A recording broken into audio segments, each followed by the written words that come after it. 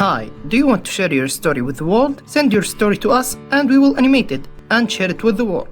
And don't forget to watch this video until the end. Hello everyone, I'm Lucy. I'm 20 years old and I hate drama. However, it seems like the thing you hate the most are the thing that would most likely happen to you.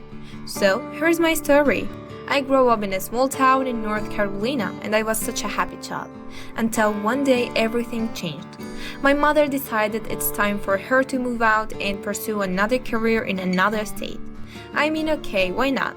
My mother was always the most hardworking person I know, and the sweetest one of them all. She's a professional and ambitious. She's a beautiful and kind. She was seriously the most amazing person in my eyes. I told her that even though it will be so difficult for me to move to another city and leave my friends and school, but it's fine. I didn't want to stand on her way of achieving her dreams. She has always done her best to make me happy, so I should do the same. There was my surprise. My mother looked at me sadly. She lowered her head and mumbled some words I didn't get. I asked her to repeat what she said, and there was my shock. The ultimate shock of my life. My mom looked at me and said she cannot take me with her. She said that she's moving to another city, but I'm not. Do you know what's even worse than that? She said that I will be moving to my father's house and she has signed all the official papers for that. At the age of 15, and all of a sudden, my mom gives up my custody and now I need to live with my dad and his family. That was the first turning point of my life. My mom was the person I loved the most, but now she's the one I hate the most. She disappointed me so much. How can it be possible that people you love the most are the ones who hurt you the most?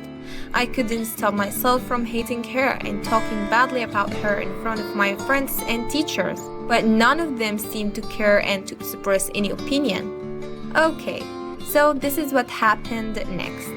I moved to my dad's house and surprisingly, he was so nice to me. It was the first time in my life that I see affection in his eyes. I was sure he's going to humiliate me in front of his other kids, but he didn't. He actually did the opposite. He didn't let Jason, his son, mistreat me. I couldn't understand any of this. But months passed by and my life was going back to normal. But I was so angry that my mother didn't call me, not even once. I started to suspect the whole situation.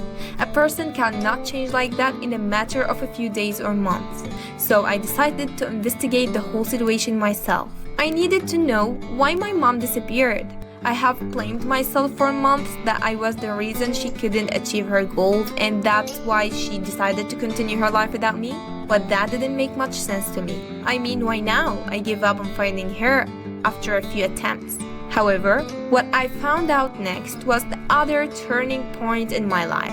On a Saturday morning, while I was still asleep, my phone rang. I looked at the screen and it was my mom's number. My heart jumped out of my body for a second. What? Is this a dream? Is it a reality? I picked up the phone so fast and said, Mom.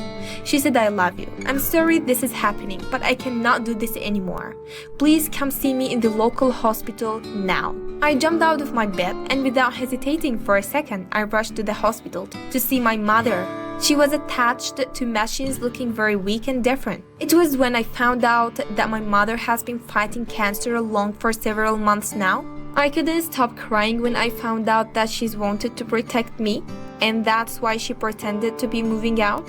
All of this hit me that moment, and I felt so fragile. It was the last time I see my mom. I'm thankful I got to hug her for hours and hours, but now, years after that, the only advice I can give you is to never make any judgments without listening to others or learning the situation.